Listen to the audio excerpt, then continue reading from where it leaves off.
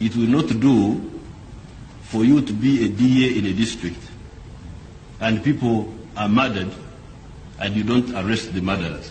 It will not do for you to be a district police commander and people are being killed in your district and you don't know what's killed them. This will simply not do, will not work. I will not accept it. I will not preside over a country where a Ugandan is killed and the authorities do not know who has killed him.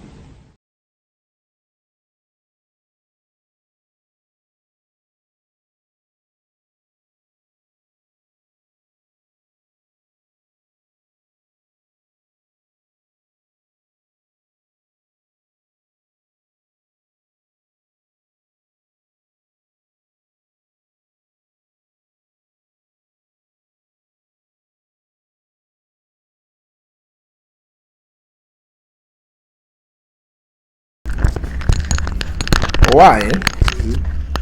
Junior aliye agaba bwido. Mukazi nnyo. Ekirimu Bwanga naye linda kalema tebaawukana. Naye omuntu nga mukola mu kitongole kimu. Bwanga bamulwanyisizza nnyo pulezidenti yamusigaza. Yabaga nti kubanga okuga nti Mumbejja bamulangira. Tekitegeeza nti ova mu ono Kabaka. Waliwo kakati ono akuga nti ava mu Ssekabaka ki. Wala tuyina abalangira saabalangira taba muganda wa Kabaka. Aba distant relative. Wali muganda wa Kabaka amulina. Okay. Ewa abasajja abo nabo balwana nnyo n'oko. Naye respect wamu no respect. Kubanga ti naye nga ye Bwanga mukozi wa State House. Eidi wa Museveni yayina byamukolera yabagamba Museveni yabagamba. Ti oba si Mumbejja nga talina gy'afa. Nze mumundekera akola emirimu gyange. Yes. Naye problemu eriwo ti gavumenti ya Museveni erimu anoonya obusika. Kyobulaba nti baleeta kulannama akube amafiina. Kakati gwe noboba wa Museveni oli mu gavumenti ya Museveni mulimu omuzzukulu ayagala okusikira mulimu omwana ayagala okusikira kitaawe ffenna yatukuba. Kyobulaba nti gavumenti ya Museveni tetegeerekeka. Bw'owagira Museveni bakkuba.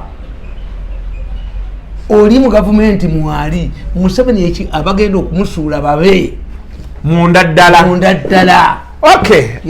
Tugwaniriza nnyo ku Animal Farm. Olunaku olwaleero Muzeeyi Mirundi you're looking fine.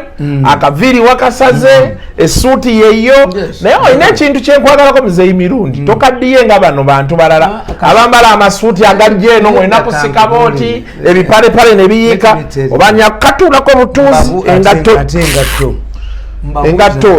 jaga osobola okwate ku ngatto eyo ogiraba Ozita zino ezeegundi ezawa ate wakezange omanye wange waliwo ebintu bisatu. Kitange yaŋŋamba nti bw'obanga togenda kulya butula buteme mu lusuku obugyemu kubanga bukaaba ne bukolimira ssente ffe batulyako ddi kati wange essuuti zikaaba emmotoka zikaaba engatto zikaaba naye tebanyambala mu ddi nga zibuuza mu ze banyambala mu ddi oliwo zenyambala neŋŋanti ate nenzizayo mu kyuma ne bazigaziya ng'emaze emyezi emeka naye oyina omusajja gwolaba ng'ayina engatto yamusaba ddayo independence naye agaana naye tagita engatto ekooye oyinza saba omusajja ng'engatto ye erimu emisumaali gikomerera ennyumba nga bwe kiseera bwayongerako. And let me tell you, to be smart does not need a lot of money. True. To be smart is a development in yourself. Nze ndaba nnyo ebintu byabwe byo nembisoma nalabye omuvuka nga ganti nyambala bulungi naye byagambye nti eno empale ya mulembe emitwalo 15 eno simanyi kimbwatundako wa fashion nagenza omubala ng'ayina emitwalo aga ate ffe essuuti za miliyoni 2 ne mbagamba nti mumutunuulire buli musajja kakati waliwo emwita kati eyo yabeera bakubeera ku NBS obaani abeera waliwo n'omulala ndowooza ali ku oba ali ku ki akagatto kabeera kati bu canvas ku show n'akalaga kuba yalowooza kabbeeyi kabei kameka abakushonga akatulaga abatulaga buli muyimbi yenna alaga essaawa saawa ki era oyinza okugamba wamma ondi agamba wamma emotoka ya kamiliyoni ebuuka ngaebuuka bwa motoka ya kamiliyoni ebuuka ayina emotoka ebuuka agenda nafuka nasiba egenda eggulu oba abeera ayagala ngiteeka mu mafuta anti abasiru babawa ssente wamma emotoka ya kamiliyoni ebuuka nange mubimbuli ate nze mbawemulabu wemuzimu babinene tuyinza kumbula ebintu bya busiru ebyo waliwo omuwala asimanyi nga bamwyita Munyenga yali muyimbi ye kati yadda Winnie Munyenga ali bweru yagenda bweru yagamba mbu yaguze essaawa ya miliyoni 3 is it your priority 3 million watch essaawa ambasomese essaawa zonna ez'amaanyi zibeeramu ne jewels oba Diamond oba ya Gold. The intention was ti bwoba oyina essaawa nga ya Gold ne weesanga ng'olina ekizibu ebungereza oba mu nsi obundi ez'amaanyi China ani Hong Kong, you take it to blacksmith n'asaanuusa Gold alimu n'akuwa ssente. That was the intention. Yes, golden gundi kyekiziseeza kuba obeera olina insurance yotambula nayo wano kyekimune zino necklace zibeerako ka diamond badde sikimanyi bali abasajja kyobula ffe bwe twagenda e Congo ne tuyinvadinga Congo baatugobayo lwaki minerals zatandika okugwa ebbeeyi ffe tuwululanga muwanyi tubba bubbi abasajja bajjayo Diamond bamugjayo ki nabaga nti wayini uyugomulaba oli yakoze wayini president namuteekamu ssente wayini yenkana na myaka gyo kati nze n'okunywa wayini owa 61 kuba mama wange yagamba yanzaala 61 oba 62 nze ngamba ndi wa 58 mu butu yanyanga. That's why the bazungu tell you already wine in a new bottle mu butu yanywanga wayini gwe baakola ku lunaku lwe baamuzaala nga ye gwanywa kakati ono wayini wammwe gwe mukola mu bintu bino ne mutuuma wayini fermentation yekolerwawa mu mubiri gwo n'olyoka olwala alusaazi akuba ebinywa byonna nakiri n'akikubiramu kyakubiramu ekirala anti ye mukubi wa binywa kasita wayini akukolerako fermentation. Which one is drink? Red. I drink white wine. No. Wine must be of your age. Egolo Museveni naye Museveni ajoga yagambye mbu ye yagezaako nnyo omwenge yanywa Johnny Walker nga bikaawa kati naagaola bikaawa mukamu ate olwo eri ku kibumba ne tumugamba president tuleke gwafa ababinywa twafa ate kakati no muzeeyi tamanyi era yakugamba abatamivu Museveni ekyamukyayisa abatamivu ffe tukimanyi ebika by'Abaganda byonna buli lwotunula ekika ky'Abaganda ensolo eyo eyina kyeyakola omuntu oyo eyaga nti abaana n'abazzukulu tweddira by the way kinjigirize leero okweddira omaze kyogera nakyo okweddira mubeera temukwatagana nakyo omuziro gwaffe bannange nawasa omukazi omuganda naye omukazi omuganda bwe yantuusa abaana n'abazzukulu tebali wasa mukazi muganda. What does it mean? nti waliwo kye baamukola bannaye nafumbirwa omusajja nga muganda nafumbirwa omusajja omusoga abasoga babatendako kimu nawasa omukazi omusoga ayi tabo bagamba tebaweera ne bwokomawo okulya ekyemisana asula agugemi ate omanyi sayansi ali bwati kasodira akacupa nga bugaba omusaayi gugenda mu kitundu ekikola kati ona asula nga agugemye kitegeeza ti omusaayi gubeera mu kitundu ekyo konsitantire nkitegedde muzeyineyanzakati nkugamba nti ebika by'Abaganda byonna President Museveni obuyeekera bwamukyayisa omwenge ekyokubiri bw'osoma ekitabo kya Museveni ayogera bubi nnyo ku taata we tiyajjanga ng'atamidde n'atawanya famire n'ayimba ennyimba z'entalo n'akola ki era nina omuvugawo wali wange muganda namusanga mu State House Care keya naye yaŋŋamba tisinywa mwenge nti lwaki titaata nga tumugera bugezi ku Sande ne tulya emmere nga tannadda kakati abantu abakulidde mu violent families nga balabye omwenge ekibi kye gukola tebagwagala. The president says when his father used to come back nanywa omwenge ng'ayimba nayimba ennyimba z'entalo n'akola ki yagukyawa.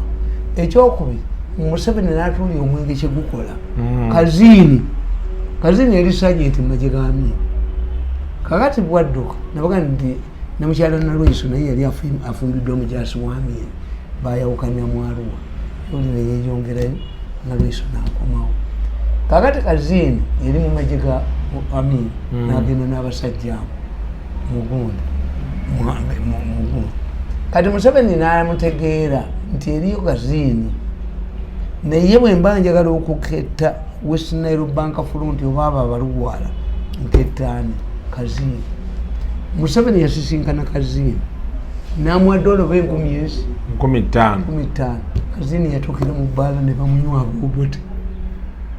So Museveni must have cast beer because of his experience. Byeyalaba nga kyenkuga nti ebika by'Abaganda byonna bw'ogenda obigoberera birina ekintu oli ekikyamukola nakoowa.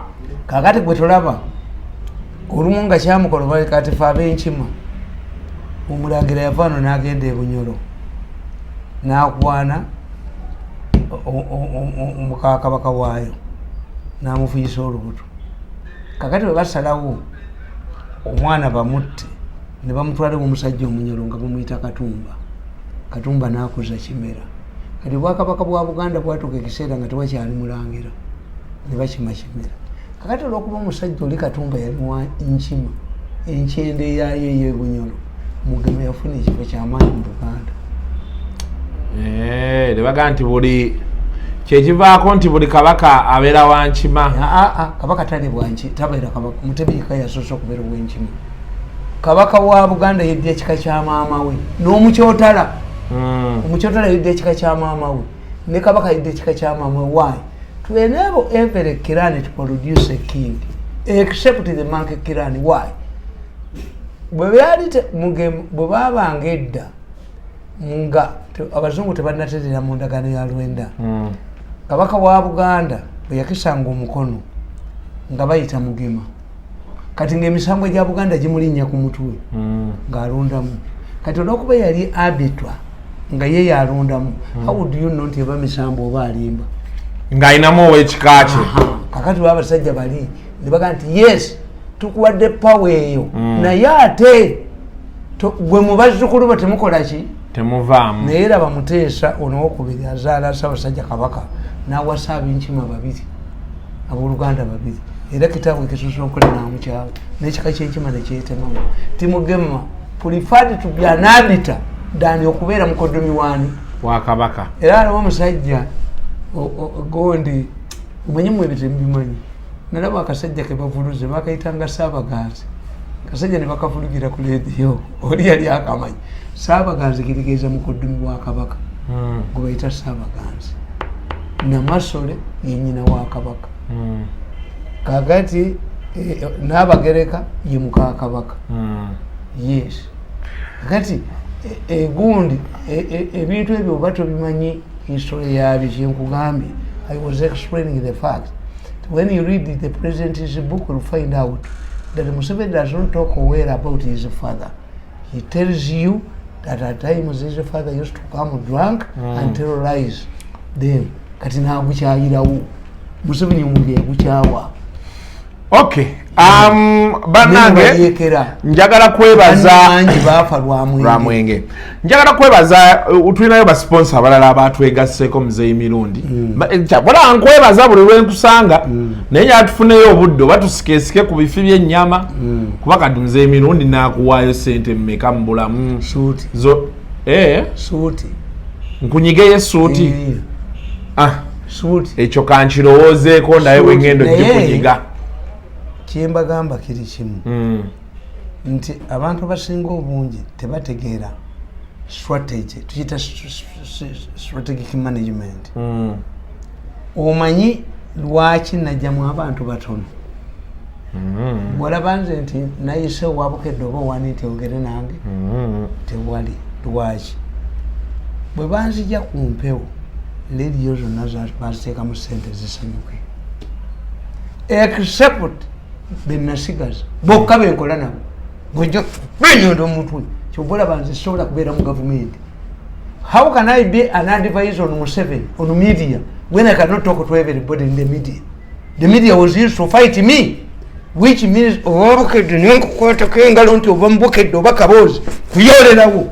can't happen. Ata bakabozi bo bako bankubera nabo bakuba akafekete babuwanga sente obusirusiru. Omanyi mu mawulire ag'abaavu kati gwe bajja kuwalana amawulire g'abaavu mu maka bwe mubeeramu abagaggawaddeko n'abasinga yayina amayembe. Why don't we have mayembe ni muyenga ogaba kukyala who lives a slightly better life yayina amayembe kati amawulire gamwe g'abaavu. So anybody who comes up kati nze bampalana nti nali ne bakkulu byabo kulu yasimanga byolumi gundi ani Katerega yali mukumi wakakoza mutale naye Katerega tebamwadde bwala DC anti Katerega yali mukumi wakakoza mutale nsoko mula bakakoza gundi yajja mawulire omusajja yajja mawulire nga ayinawo knowledge yali Kakande era Kakande musajja mugezi nnyo njagala obabule bagoba Kakande okuwandika mu New Vision ne Buleme nako kagonde ako kakobusegu akakaino egundi era Kakande retirement tebaliwo bebawa naye omulenzi uyuduni ngafuka Kakande amufukawo bamujja mu monitor noyo kulisa okole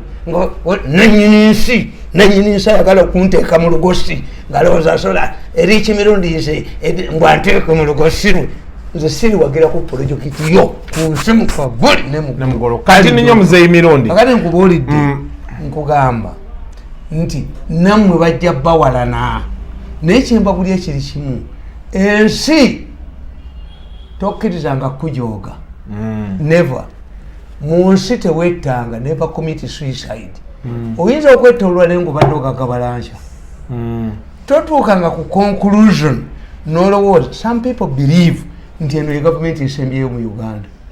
There is no rise and rise and rise. There must be a fall. True. 50 years the Tutsis went back to Rwanda. 43 years the people of Tripoli went back, the people of Benghazi went back to Tripoli. The blacks produced the president in America. So ekintu kyonna kibaako. Soviet Union, the entrenched Soviet Union collapsed at 50. The Taliban who have been fighting America bebamugisikidde ebyokulwanyisa byonna yabireseeyo. You think the Americans went in a disarray, but it's not what they kunyulu ebawadde kati eryo lya America. They will continue.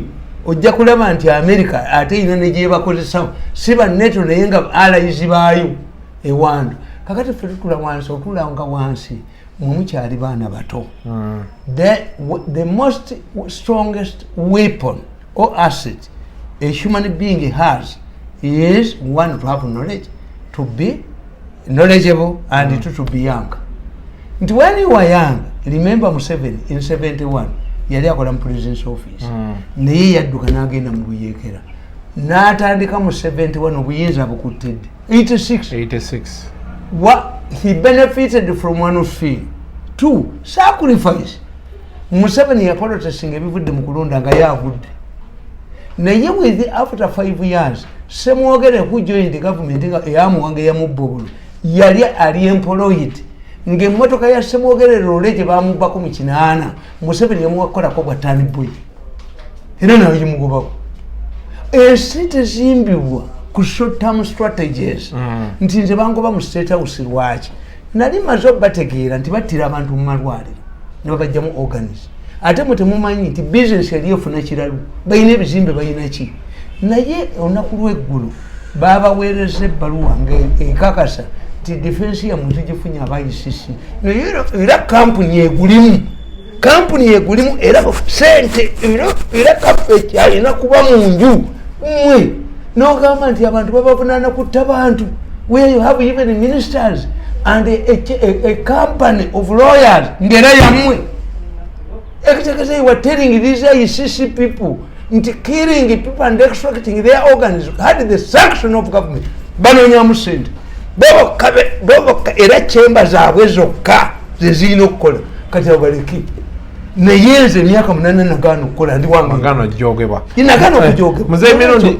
njagala yisaawo basponsa bano katini bavubuka mmwe muleme okujogebwa ne bano abatujoga abatukozesera abajoga ensi bo bajja naki abo bajja nakaveera watugamba bajja nakaveera olinga engato egudde n'olubege waliwo gwe nalabanga gayina engato yalumwa eyabudulu akana kaji kano katumwebaza kajja kadibitala DC kajja kawunya oluwumu sa isi gundi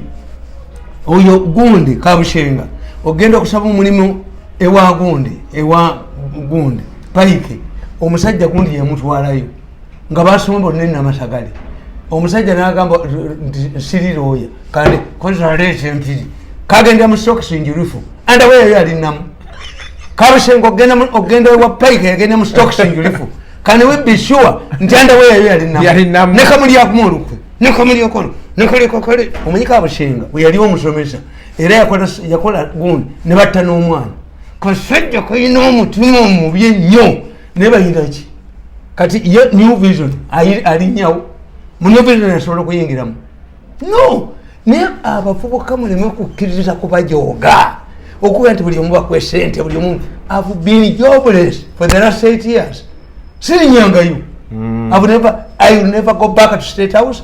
I never go back to Okero House. I don't want a government job. Oba abaana batuule naye nga siyogeddwako naye after 8 years abango babatta abantu mu malwaliro bakankana kati teweemalanga nedda there is a tomorrow fe batugamba nti today is the tomorrow we are worried about. Christmas ogenda n'otuula nosinga n'emmotoka yo kati ne bagitwala naye nga yasaawa 2 mu mmeka notya abana tunalya ki ku Christmas olubuto olugazibwa n'olya kilo 2 ez'ennyama oyinza okulya enkoko enamba era kisigala kyekyo ekibuto azikyuka neno gavumenti ejja kuvaako tulabeko badduka tulabe Nakalema ngadduka Nakalema oba Nakalema bw'atuulaawo alowoozaamu enziruka gy'aliddukamu nga kyabisi Nakalema yasinga Musisi kuba siwulyangako Museveni ng'akomentinga ku Nakalema naye yagamba bamubuuzanga what's your comment about Musisi's performance? Oh, I wish I had 100 Musisi's. Naye Musisi kyeyamukola Musisi yajja mu kibuga ne tumwebaza nga Besigye yatuwangulidde ku bululu 14,300 nga bakansala bonna abali mu kibuga ba NRM Lukwago yajjanga independent naye tumwebaze ne Musisi olwajja mu kibuga Museveni baamukubye mu kalulu ka 216 ne difference ya buli 17,000 kakati singa yagenda bamusisi 10 ndowooza senga yagenda naye nga gwokimanyi nti nze president yampitako nangamba waya yataakingi Musisi ne mugamba nti Musisi like is like a pastor who demolishes local churches. Musisi is like a Catholic priest who demolishes Catholic churches. Musisi is like a sheikh who demolishes mosques. Nangamba how nemugamba ebitongole byo byonna ebikuwagira mu Kampala byonna musabikubi nangamba kakati what do we do? Can I have appointed you my advisor on Kampala? Nemugamba sijja kgendayo. Musisi cannot listen to advice. I told the president, the advisor wa Kampala, he appointed me before anybody. You go and advise this woman as advisor and report it to me. Namugamba Musita bera tawabulwa abali mu Musisi tobategeera nejo gundi this wiki gundi nagende wa Lusoke jeno Lusoke nemugamba nti omanyi mu life yange omuntu gwenda olwali nziramu ne mulaba nalaba kayigula mu nsiko nga edisi wa Sale naddamu ne mulaba nemugamba kakati gwe najja wano nzijukira nagamba kujjukira twali nagere ku deal ndala nemugamba nti nkulisipekitinga sikulabangako munguzi naki naye namubudde nemugamba nti olwana n'ekikuubo omanyi nti nsindala ngaokimanyi nti ekikuubo nsindala mu Uganda bw'oba ogenda kutunda sukaali ebweru bakugirako omusolo gwa siringi 7 to make a sugar cheaper outside because sukaali is not expensive. Why? 1.6 billion Chinese don't drink sugar. 2, sugar cane competes with the sugar beets. Waliwo birumonde bajamane bebasingo birima.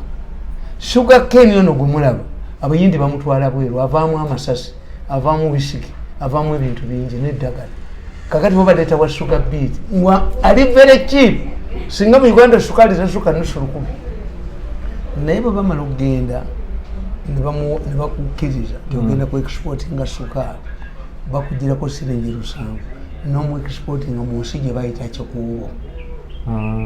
Sugar is exported to kikuubo wano wansi wa mu kikuubo kakati namubuuza ti gwe Lusoke olwana n'ekikuubo omanyi nti nsindala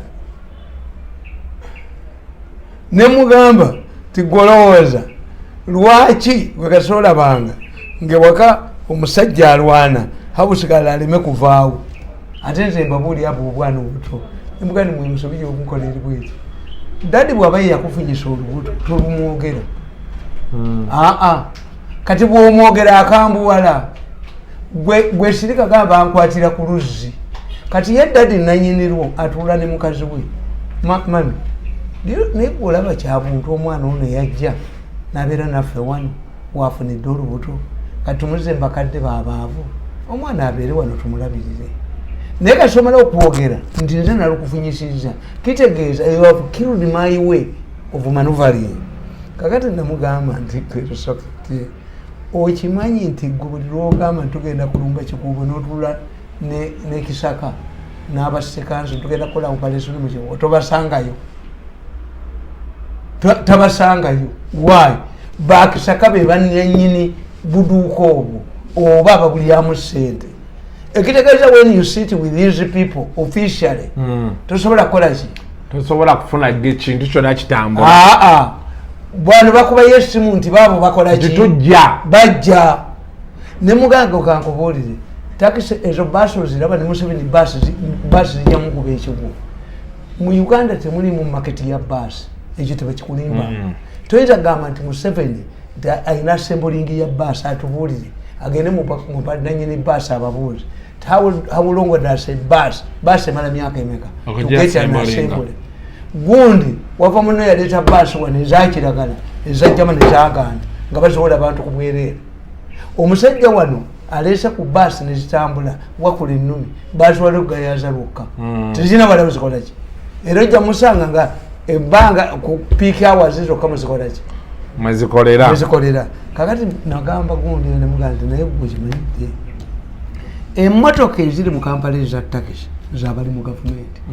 Museveni bw'aba alowooza nti zamayambala talina yadde sente zigula olupanka lw'eggaali naye Museveni aleete baasi ajjewo takisi nga tazibaliridde munene ku munene resoling ogenda kulaba munene ku munene Museveni agenda bagana n'abanene be.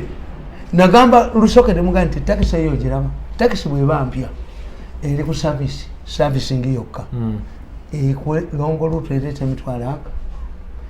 Kakati omusajja ono alina kamunye 10 naye ali mu gavumenti munda yasooka okuzisula omusolo gwonna byonna omusemanga guweddeko emmotoka 10 afuna sente mmeka ku mitwalo 20 afuna miliyoni 2 olunaku. Kakati miliyoni 2 agenda mu forex bureau oba ayina foreign account kubanga nabagamba ti abasajja bano ekibawemula eki bwikyabigezo bifuluma ebya P7 ebya senior 4 ebya 6 mwa nemakere mugendere abaana bameka abagraduating nga taata waabwe ye minister emakerere batini abaana bameka aba P7 abayise ebigezo nga bataata baabwe minister kuba bali mu revenue authority mubalabayo azeis mumuga abasiru they are not here.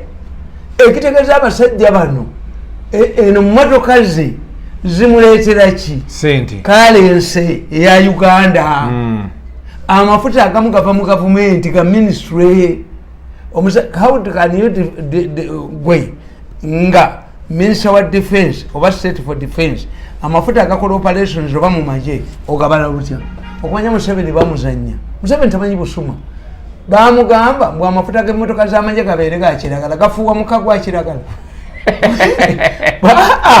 gafuuwa muka gwa kiragala naye bagamba balina bye bagakebera okulaba nti naye amafuta malungi agamafuta ago malungi kyembuuza gali badde gafuuwa muka gwa kiragala ne bakubuuza nti waayi gwe civilian ng'oyina amafuta agafuuwa ekiragala naye nago gafuuwa kyekimu nga zino emmotoka waliwo omusajja yalina enkofiira n'agenda ku mucomo nabba emiti gy'emicomo ebiri nagiteeka mu nkofiira ye ng'asasudde se omusajja anenye ekipapula mu paakingi kati omusajja wajja n'abala emicomo kye nga tekiwera kyavaamu tonole are you related to Jesus? Konse no. Kodi namuddamu omu.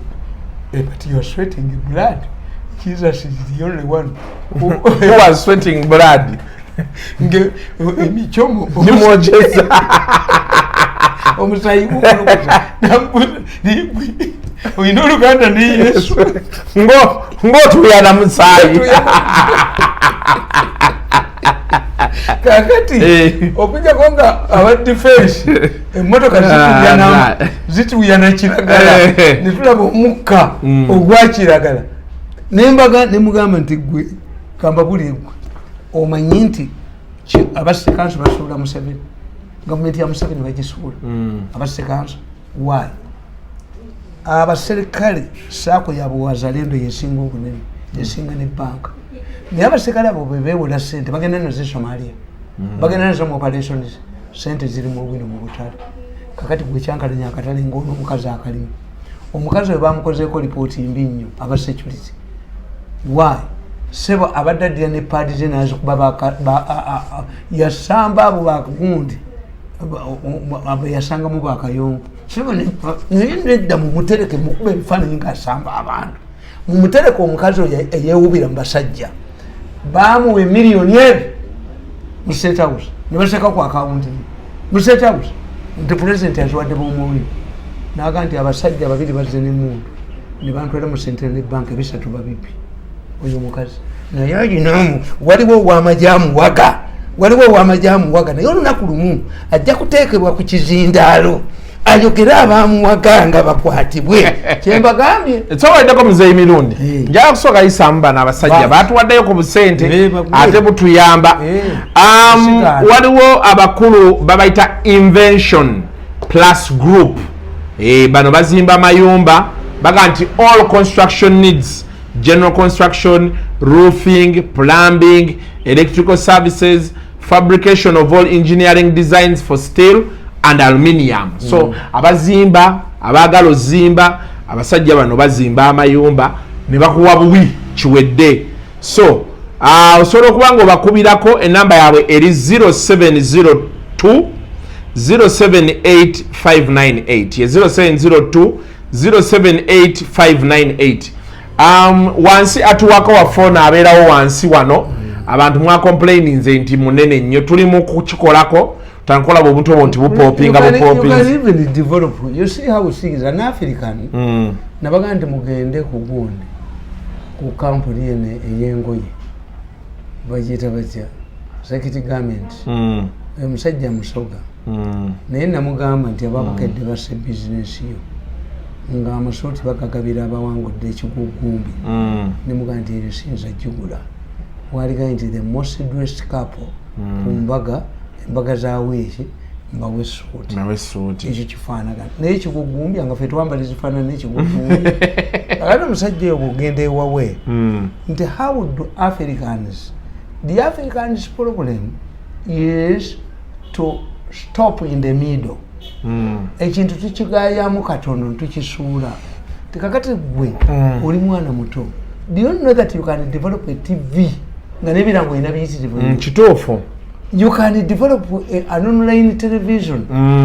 Somebody came to me n'atwala obutabo bwange nti abuteeka ku online nze sikola ne mzee tukolenda nga nemuga nti gwe nakyo nkikuwadde. What for me I want, yes, ebintu byange abantu babifune. We shall negotiate, but I'm not a commercial man. Kati waliwo magazini yange yesinza okuwangala wano newandiise mpya eri ku street nabagambye ti Museveni is falling into American trap.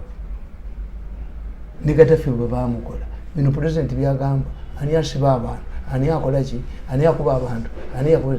At one time the president praised abakuba gundi abakuba Bobi Wine mu Arua kalalire yekuba endobo anti kati Abamerika baba bakolerako kuba bo bakyakiina tikati bana nibo munagula abo baloya nibo even if you hire those lawyers can influence things in Uganda because African politics rotates around influence. But if it comes to an international case where you have evidence, ndi musobola omwe sente baziba wadde aba government mujje sente mu government mulye ndi nze temujja kumpa because erichi mirundi is a dangerous one. Wano de bajja kukera ku machanga mu Uganda siri bali nsanga mu doko mwayi nekuba akabinja obujozo nti bo era sente kafeche era bo bebalina zifuna era sente bwezijja omusanga era bo era kino gwe onayina kuba mwavu ngali mwanda we yazaffe nga hunting dogo yaffe nga ffe temujje kunkozesa. Okay, mzee mirundi kampisewo bana abasembayo never work with you again. Waliwo so obulango bwaffe obuyitawaawo tuli mugeza kulaba tubukolako. I believe by next week tugenda kuba tuyirese fonti empya eza channel yaffe eno n'ebisigadde naye mugirenga mugoma basponsor mbala ba Newmans kwali RPX Coco's Drinks ne Dembe Distributors bye bakola mu bimanyi mbyogeredde bana ebe ba Newmans tebanampa gonja mulala naye ngenda kuba meeting encha bagenda kuba babimpa tugende mu maaso. Cats and Deo Surveys Limited bali Matugga bano bakola land surveying batunda ploti mu buli kuba eriyingira n'erifuluma Kampala balinako ploti bakuba plani z'ennyumba basima septic tank basima swimming pool basima n'enzizi n'okugoba ku byapa. So beba Cats and Deo Surveys Limited Matugga osobola bakubirako ku 0750 192549 0750 192549. Tebanaleeta logo zaabwe kuba abantu mubera mulaba ku logo ne mukuba amasimu will time bwe binajja tujja kwa tubiteekako naye mubawagire abantu abo bali genuine basolo bayamba naddala abantu bafa bali wabweru w'eggwanga ettaka balitunda eno kati waliwo estate ze batemyetemye za sente ntini milioni 8 milioni 12 oyinza okuba information togina naye osobola obbakubirako ne bakunnyonnyola. Nze buli lw'ososietinga nange nobba abantu I fight you. Kituufu. Buli lw'ososietinga nange kitegeeza you must don't take advantage. Bajja kuga nti muna program ya kuba ogibeeramu naffe twakola ki twateekamu ani naawe nkumanyi kakati kitegeeza betulanga balina kuba credible. Yes.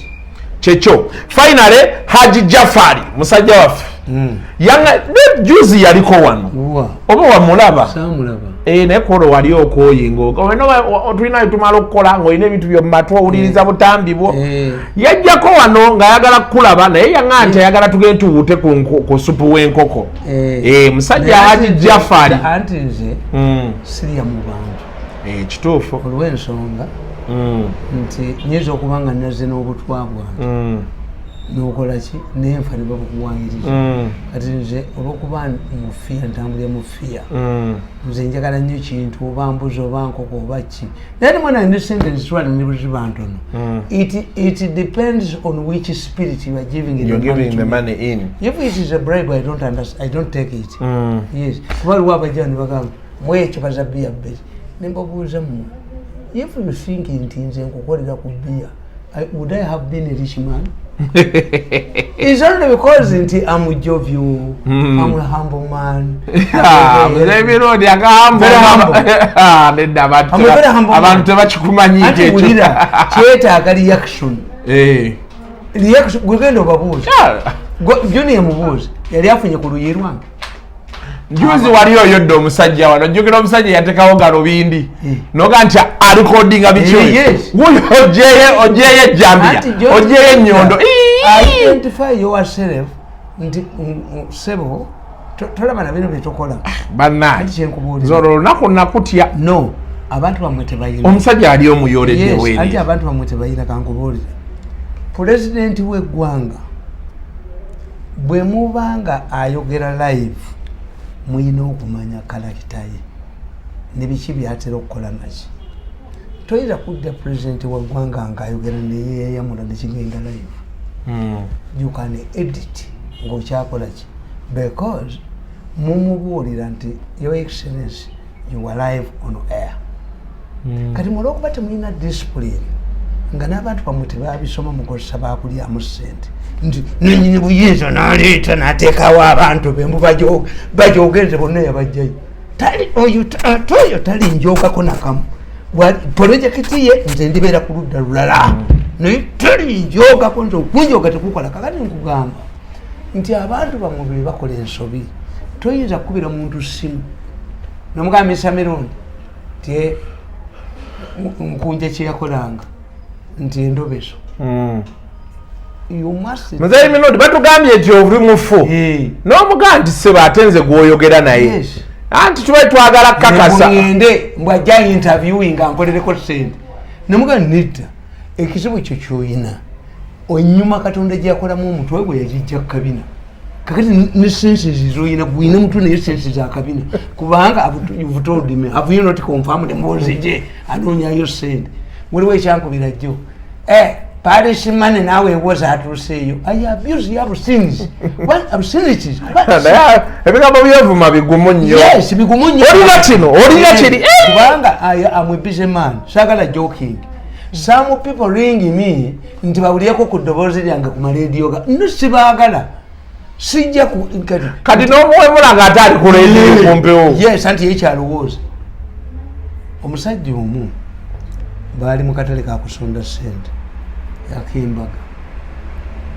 no omusajja n'asoma budget tindika z'omugole kubana omusajja kyavaibira n'agamba naye omusajja ono mukyozi n'ennika z'omugole ssebe era mukazi we era tumukwambalize n'ebigenderawo nnika z'omugole ziveemu kyabuwemu kakati omukazi kyavaaneko omukono n'agamba nti bamutanze ku mbaga nti akyogedde omusajja yamugamba nze akyogedde obwogezi bantanze ate gwe yazze nakyo ate ekyogerwa lwakiwaze nakyo nze ekyogedde ku bwogezi ate gwe yazze nakyo wano mu meeting otudde nakyo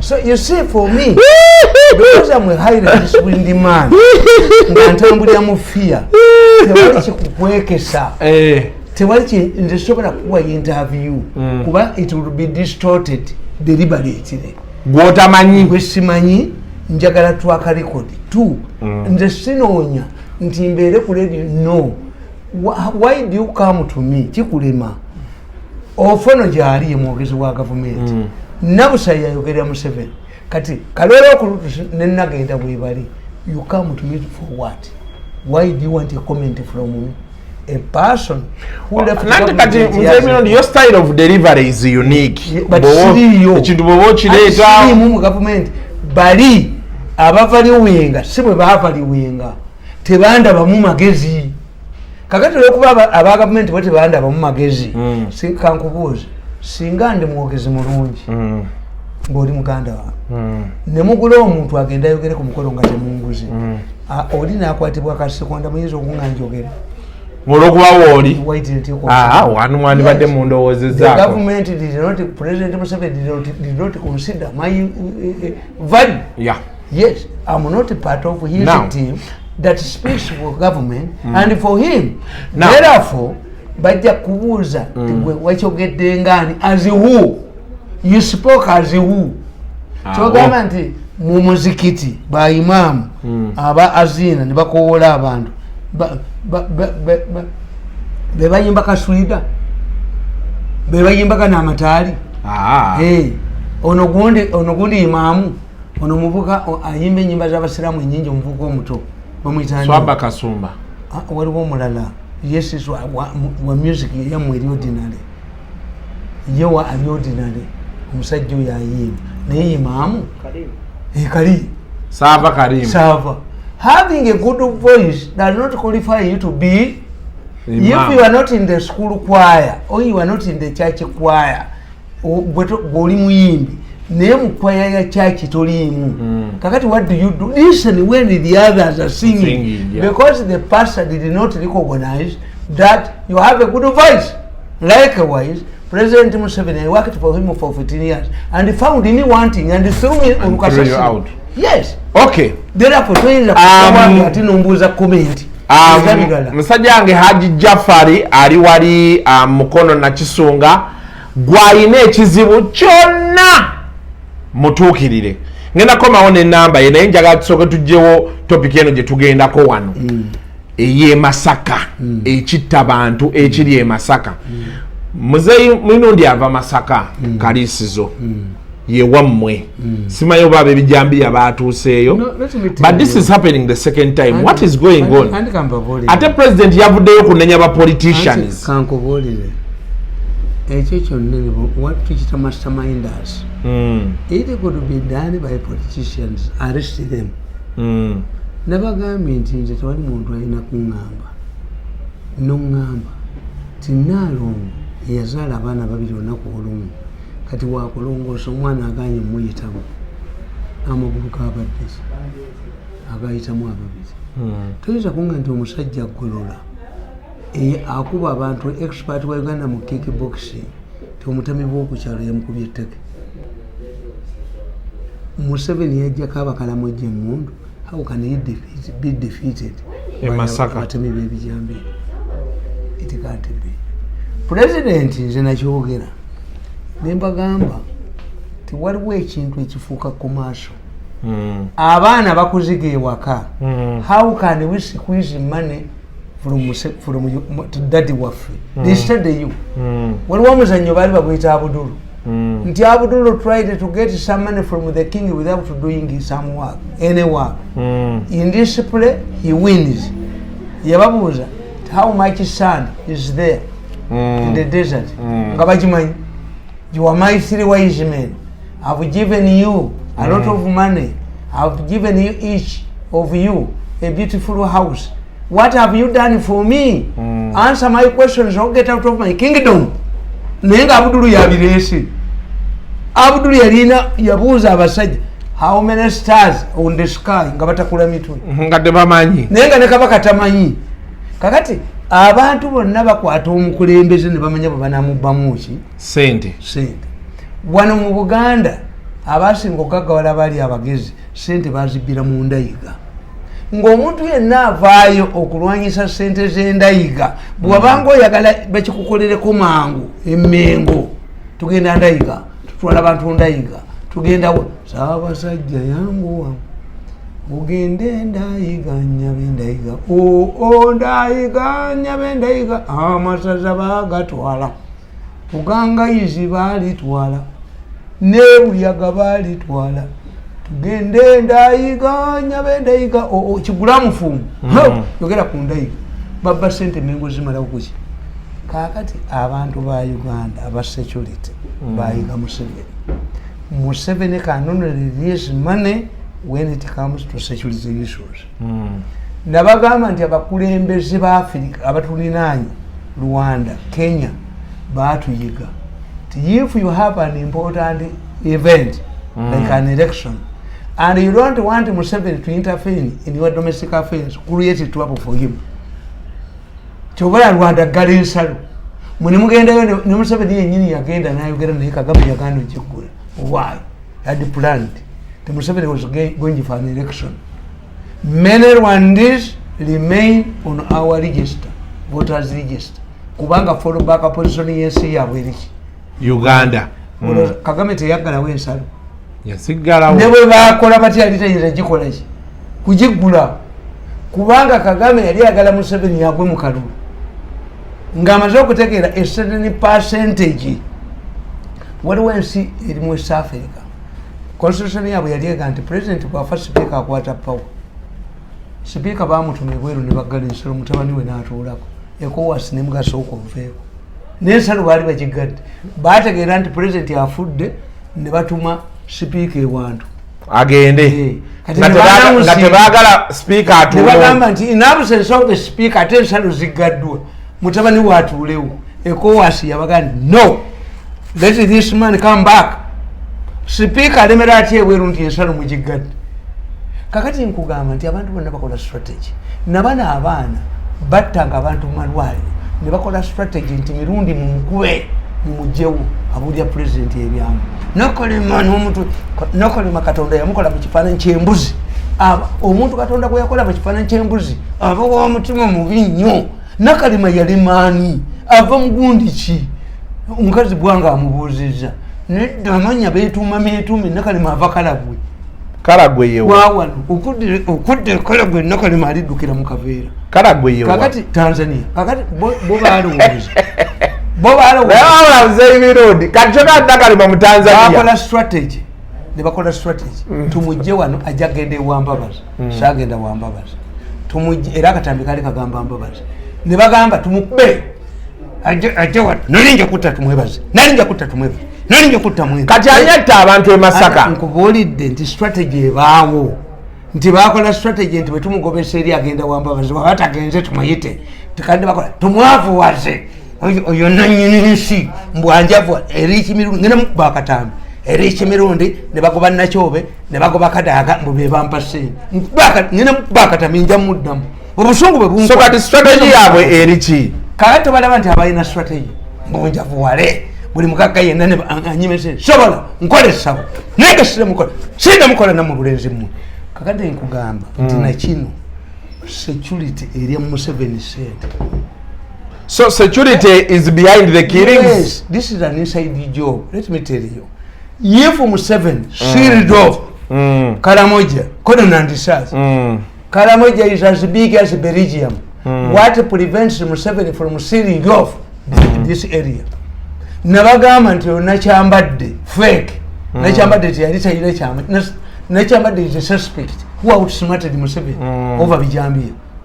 Nemba gama nti olunaku lwebakwata ab'ebijambiya ne babatwala mu kkooti tebabuulira bantu kusa ekikuba ensi yajjula ne waliyo emikolo egi ogwali enkoni manya ogwali ekako ne kabaka yali enkoni n'omukolo omulala mu Masaka naye ab'ebijambiya babatwala tebabasibye enjegere nga kitata batuuka mu kkooti ne badduka bakuba amasasi waggulu ne baddira akasajja kayinja waliyo n'akalala akawumba tuutu ak'NBS musajja bwakabaka kalina olututu kalinga olugozi ne bagamba mbo abasajja olodese mu kamera mu kote bayingidde ekibira werize ekibira e Masaka mu high court wali wekibira a car was waiting for them.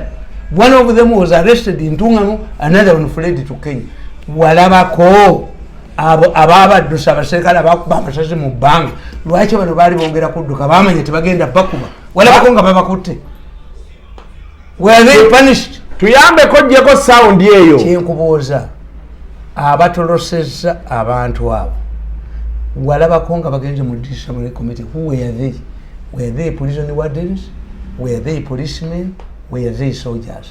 And how would you expect a Bijambia person to be taken to court? Yabachita tentwala je bamutwala mu nenjegere bano bali kenjegere bali dusi bali handcuffed ngomusiba musiba ne musiba munne. This is an inside job kubanga kakati kyenkubuuza babala Museveni bali naye era nabaganda bwe tunafunayo musawo mu Nigeria omugagga naga ndi mundetera omukono bengalo ya president bajja gitemako kuba yes bali nabo babbi nti bamubaza because they are near him nti how can Museveni react nti Museveni kangulira abaana bana abadduse emmotoka. Is it their priority or you would ask them wali baddoba wa sente bone beegulira?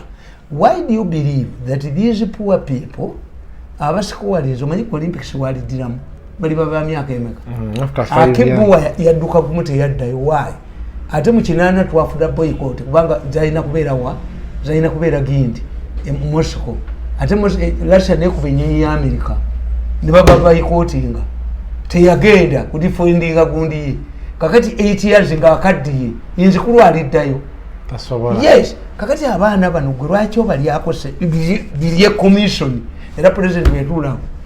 Do you want vehicles like those of Museveni? Can they eza president bazikolerawo. You know how much money you used to defend wound? Bana bato, is it the first time to get money above? Akawala akali mu prison yakatapuka na motoka gobala byekonga bazivuga. Bazigireyo bali zimuganye agabika nega muganga kamaze musaide ya there already gogabbe kati bamuziga nti Museveni bamukwata nali yakiti kali kankubuli. How could Museveni pay 10 million for each of the ikundi ya baby jambi? Omayiche kenda kufuka trade. What do you need? Kakati abasawo kasaba ategeera ti omulwadde wa covid yaliko sente bebamuziika bebakolaki n'atalwadde covid bamulanga covid bamulanga yafudde covid. Who testifies that you have died out of covid? Postmortem yani agikola musawo ng'alinda ki pathologist ng'ayagala ki sente. Yes, kakati kyenkubuuza kulo singa Museveni aleeta formula nti buli nyumba buli mwafudde omu tebajja kutema n'abalamu. He's encouraging. Where does he get? Lwakuba kyetwatulowooza n'emiliyoni 10 nga sente ntini ku muntu afiiriddwa omuntu we. Holiday lwaki gavumenti yesasula abakazi be battanga buli lunaku Museveni yabateekamu sente mmeka? Omwana ono abaana be yasowa enansana n'abatta nga batulinga n'obwongo bwabwe. How much money did Museveni donate to the family? How different is this? Kino kibadde mu bamwini nti abantu be bamubala miliyoni 2 nze we nabategeerera bokedde yakuba omuntu wa 2 attiddwa. Why?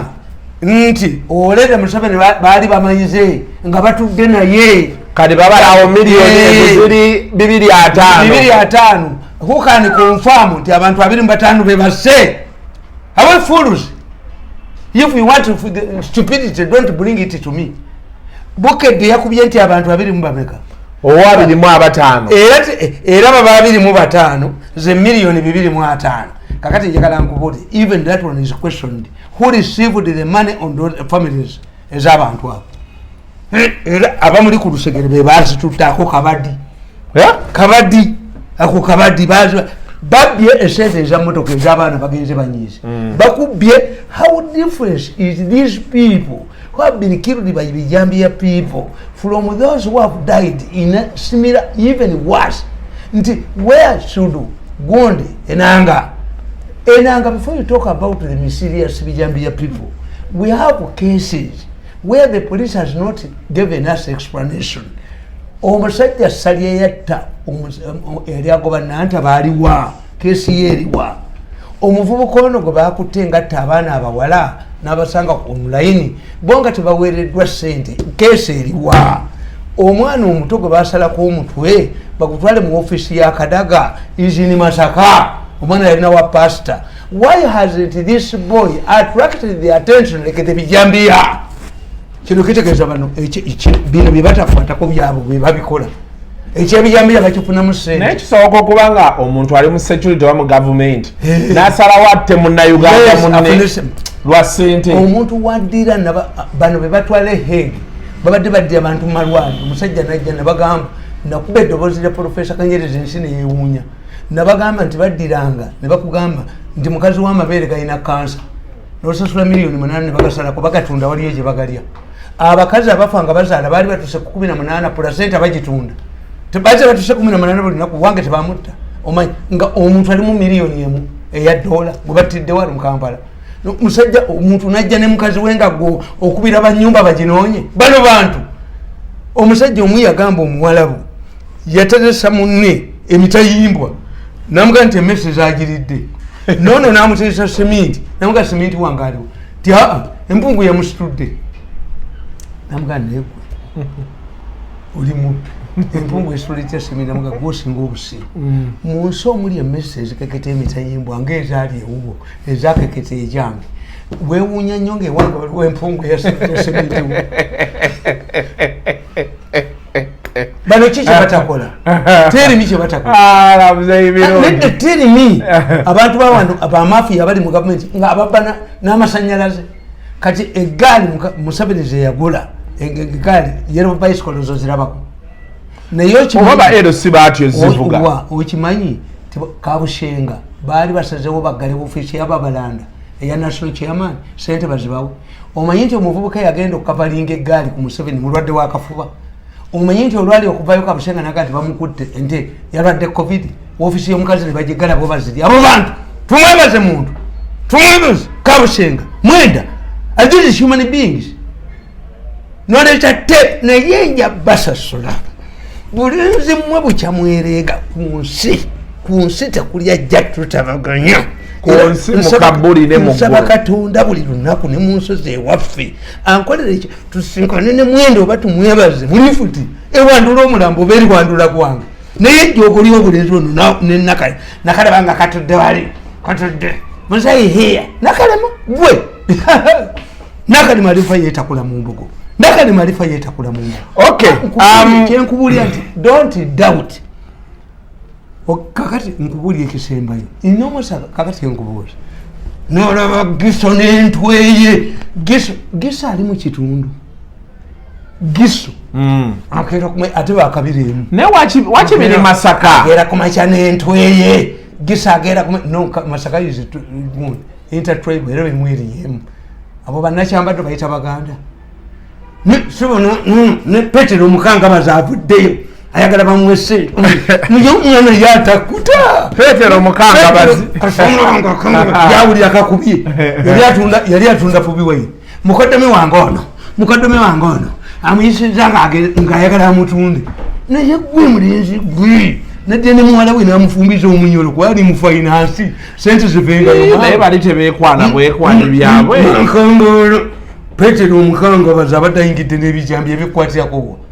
Let me tell you, mu America mwalimu omusajja nga muddugavu ali ku kizimbe yali alemesa petrol station okukola yakubanga amasasi nga abanya ku petrol station eggalawo naye baleeta omusajja omukugu n'abagaa nti essasi litambulira mwango bweti yakubye wano na wano check in that house bamukwatiramu ne mutabani nga be babikola an expert.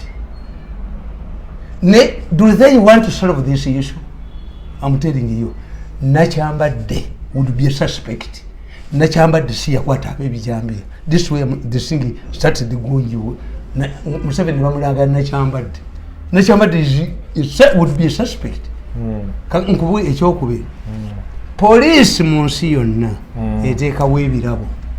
Tibannange ayina ku mawulire g'ebijambiya ku bwavu obuli wano ezo miliyoni 10 zebagaba noziteekawo naye ekikulu kiri kimu singa afende Muhoozi mutaani wa Museveni akeera ku makya n'ateeka woofiisi e Masaka ewiiki ezi nga yatuddemu n'aga nti abandeetera amawulire agakwata ku bijambiya avaayo abalina avaayo ab'ebijambiya abalina kubanga mu poliisi yo manene olipata wapi era ojja kuzuula tegundi yagenda okubawaabira bamutta naye get a lot of information naye nina mikwano gyange mu security era siboogera nababuulidde guno nebaga nti incident eri eki omusajja yava mu Air Force naŋŋamba nti nkubulye muzeeyi ti nkimanyi oyagala president but as a human being naawe tibakuwadde system bwete bwekoze eki naye tonyenga naŋŋamba ngenda kubulya information kunyenya president nampulya information bwete nti olumba gitwala ne bagikola ne batagikanika era waliwo okufa kw'amannyo mu Air Force awo waliwo akawala ka pilot waliwo akaki Air Force awo netta abantu awo ne bajjawo n'oweyesigire yali kamanda wa Air Force negundi yali amike gundi katolaba ezennyonyi Uganda yali ekoze endagaano ne Kenya ngaali Shahab fe tugenda bawa fleet of helicopters niolaba nti ennyonyi baziisaawo mu lusozi ne zigwa abamaze ozipima ani yakwatibwa era omusajja wa Kenya yagamba lenja amukugumukulu yaga nti ekyabannauganda olwo olusozi bwe lugwamu ennyonyi ti omala omwezi okumala emyezi 6 naye bantu bazuulidde mu nnaku 3 kitegeeza kyali kipange ennyonyi za Uganda ez'helikopita ezaagwayo baateekawo akakiiko akakulira sali musale kalagaki kubanga ennyonyi ekulaga weiti yaayo nti ekoma wasi motoka n'okubulya nti helikopita esobola okugenda okutumbira gundi olusozi luno eruyitako etya how ennyonyi zaffe zaago naye omusajja oyo bwe yabireeta nenfuna omuntu mu Air Force mu magye nembimuwa ndimugamba nti enkola yange tebuuza yomanene olipata wapi nzija okugamba singa omuntu ajanaga nti Kasuku mukazi wali muloogi mugambe simukuwangako omukuume genda obabikkera obbabikka naye ate n'omukazi mukubira essimu nti oli luddawo discourage this one owoolugamba kubanga in many cases omuntu oyo akugamba nti mukazi wali muloogi ategeera reaction y'omuntu oyagala kukwata kakati gwe gyakulagirira totuuka biba kukidnappingira mu kkubo so play it cool oba ayenda anti yayenda dda si bwe gusoose muleka ayenda ogwo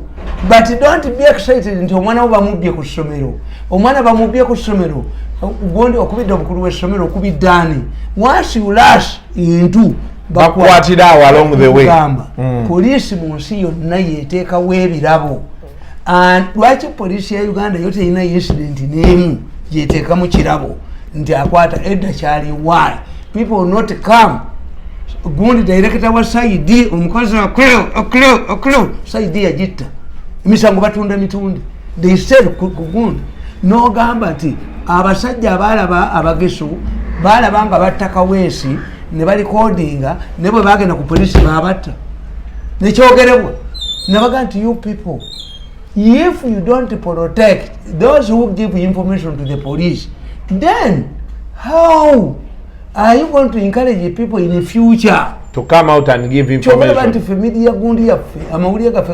Protect your source. This is why for me nzibaga nti mirundi alina olugamba kyenjogedde olwaleero kiba kyaggwadda ne mu America n'abazungu babikola ti separate mu myaka 25 eba tekyali kubanga things have already done what moved on kati nange bw'olaba njogedde ekigambo bwe nayogedde naye eggulu sikyogera you must protect the sources.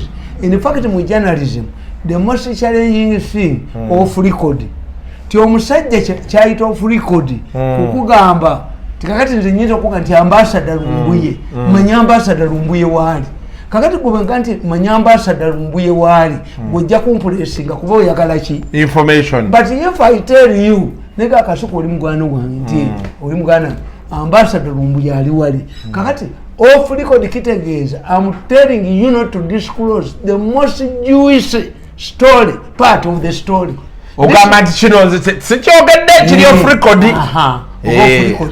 oba embago lingi ebyo namawulire mu ebiri ti omuntu asobola okuga nti kino tukinyumyamu bunyumya kakati olwokuba kyekiba most Jewish nga kyekisinga okuba ekyamaanyi tokuuma kyama you can write it but tomorrow I will not give you information true kubanga nange ntegeera nti bagambanga mu mirundi y'okwalinga nembaga you are stupid TVO first ask is okwalinga what okwalinga is saying is correct bwe kibanga okwalinga byayogera bituufu then go to number 2 is bwe twayogedde ebigambo bino okwalinga byayina twabyogedde nani ani ababaddewo mirundi yabaddewo yes nze amaka gange bagatawanya omukazi ono ne bambulya bino naye nziyogera nti omukazi ono kyangambye nawe nakyogeredde nina bwe nakyogedde naye kubanga nze mbagamba ti omuntu ayogera ngaffe takomitinga suicide because you share a problem with others yes kakati if somebody delivers it back olinaga nti wanjogeddeko ku mwenge then it is bad kubanga ndowooza omuntu ena kasabamuga nti gogamba gwe ti balo yakola ki tibalo wamukute ne ka house gano ate gundi yamukwata na mwenye nanga amufinyisiza olubuto kati buli olaba ekintu ekisinga this is what the counselors do kakati mu Uganda twebuuze mu mawanga amalala gonna ne Saddam Hussein okumukwata baleeta matatu nga galiko sente ti feesi yono $1,000,000 Saddam Hussein kojawe si yamuwayo they offer booties bazitachi awards wali word bounty yes nti munsi yonna poliisi ekikola naye wano bateekawo ssente ku gundi waliwo ogwe baali banoonyo ababbomu nono omusajja ono kati RDC Masaka ayine for his whereabouts anyway ekirungi okyo Masaka kati ambassador Lumbuye mugenda mulaba nga ali mu State House nga balayiza bagundi ambassador bagende bweru mujja mulaba mu Foreign Affairs ambassador Lumbuye kakati ono mwana zakimbu zakire mu mpaleyo kubanga totegeera kana kasajja kana kusumika nku nyingi nekale ku bantu sente mukagenze take zilete rudia pesa ya wana nyingi mukayole sente kazete kazikomyewo bazilira rudi finally waliwo ku feedback nyingi ejja lulirabira waliwo omuntu eyampereza WhatsApp nekuwereza WhatsApp zange zino zonna tozira nkulamusiza Kasukera boy bale byonna byotuwereza. I'm watching your program gitwakolanga 12 omwezi guno nga muli ne mirundi muli agonja n'emboozi ku namba tyani local medicine waliwo paati wayogeredde ku katunkuma n'obuzibu omwana omulenzi bwafuna nga abuuse ebikongole byabwo. I have had a problem for a long time and after listening to this part I now know the cause of my problem. Nabuko obutula nga ndi muto mu kyalo and I have had to improvise in order to survive. Nkusaba mburize tamale treatment yo muntu yabuko obutula nafuna ekizibu. I'm ready to pay for the solution. I have tried all traditional herbalists in vain, even urologists, doctors in vain. I hope to hear from you. Good day. Nange simanyi solution. Naye kimanyi nti obutula obwo babukweka. Buno buva ku butula bukandunkuma omwana omulenzi kasabo boka is a problem. Abata kyakuba saluti bulungi. Is a problem. Kati ono kyagezako gamba wano. Is simanyi solution. I don't know the solution. Okay. Kati niyo baki tugananga nga bakitugana nti abaana bato tebabuuka butula era nyamu yabuterekanga abaana balenzi tebabuuka buno obuvaako ku gundi ogwo kakati yagamba yabubuuka. Me, I don't have a solution. What I know is dangerous. Ti omukazi bwaba yakuza obutula obwo mulimu ebintu ebitajjanga waka nga bibeerawa katulabe ensenene ezo. Lwaki ensenene ebikola ebinakali by'ensenene babiwa mu luguudo mu masaŋŋanzira ensenene zisala abakazi bagendanga ne babakwatirayo ne benderayo omukazi bwayenda ng'ensenene yagenze kukwata nsenene banaazirya omwana afa. Ensenene zisala abantu era ensenene ezo balo yasooka ozirya nga gwe wazikutte. Leave alone these ensenene zitugula mu tawuni. Ensenene golowooza how did Baganda protect women abagenda ng'okwata ensenene mu bisiko yenderayo zisala omwana wo. Yes, ensenene zisala but I wonder nti mwabakulidde mu kibuga muno ebintu by'Abaganda ebyo mwe temubimanyi ti ensenene omukazi nga yazikutte tasobola kwenda okujjako nga bba akomyewo bw'amala okukola emikolo ne bbaawe.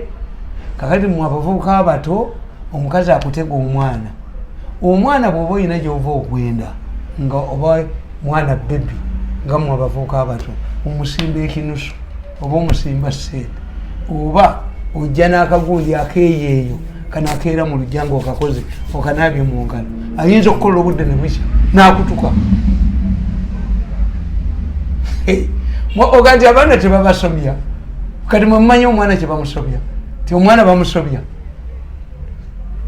Omusajja bw'obanga olina gy'ovudde nga mmwe kwata ekinusu okisimba ate babagezi abakazi bagezi nkwatira ku bebi ono n'alaba oba omukwala oba n'ennaku zino abagezi aleeta bebi akwasa mwana nkwatira ku bebi ono. Mu abavubuka abakyalina amaanyi abakyalina wona omukazi wajja nakuhaginga welcome koza amunya kawuuko oba oyina akalala kakati gwe bwoba ogenda okwenda ate ogula kawuuwo kewaka akako kenyini kwekuba bwoba ogenda okutuuka eka sooka weekyekingi oyinza okutwala esaati njeri kungulu baana weyagenda badaye nga tuwunzika musajja wange Haji Jafari Musa kati oli omusajja ono agamba nti ogezezaako ebintu bina gendako ewa Haji Jafari omubuuze gendako ewa omubuuze nti nabuuka obutula ayinako omukazi mukadde alina okufuna abakazi abakadde abakadde naye ampeereze message nina abantu bemmanyi mpeereza message bw'onolaba vidiyo eno mpeereza message twogere tulabe kakati bakiyige nti obutulo obwo bukongolebwengawa bali ababutunda mu wino kuleeteeka omwana omulenzi n'abubuuka is dangerous. 0700-398888 ye 0700-398888 ebizibu ng'ebyo byonna ojja kugenda wali wa Haji Jafari Musa asobole okubeera ng'akujjanjaba enamba njiddamu 0700-398888 ekintu asobole okuba nga kikwasaganya. Leero 1 September omwezi gutandise banayi tubaagaliza birungi byereere munoonye ssente mukyuse obulamu bangoba mu September 2014 naye September we babatwalira guno omwezi. They have spent a lot of money. They have acquired companies which I think he wouldn't. You sent his other jewelry. Your company see was because they connected the president. Katibali abazungu bagenda gamba to these people government bano they were a part of this. N'abantu ba Uganda bwe banakitegeera tera mwe mugulimu bajja kutegeera nti abaana baabwe abakazi abattibwanga buli gundi buli lunaku 18 buli ki. Why don't you kubanga boko agala kulya buli kamukono era be bakalya katusabire n'abantu be Masaka oyinza okufuna chambers endala nebizibu zaabo banaye tugenda kusabira n'abantu abali e Masaka we believe president yagambye wiki ejja agenda kujja okwogera naye we believe by then ebijambiyo bijja kuba bikomye. It's very deadly naye ndaba amawulire ga NTV saawa 2 abantu nga baba banaye onanga yaga nti bakutana mu 7 waliwo gwe bakutte n'ekijambiyo ekiri ku musaayi kubanga emisa okuyola kyangu is soup naye nanga yinako evidence twasanze ayina ennyumba eriko omusaayi twasanze ayinamu ekigoye mu nyumba ekiriko omusaayi twasanze mundu. I think they are still treating them as suspects. Anti kakati suspect diro bali bakutte ne bafunamu adiro bali bakutte anyway. Biwanvu nnyo until next time tobuuka bulango and tell a friend to tell a friend. Mubeere bulungi mweraba.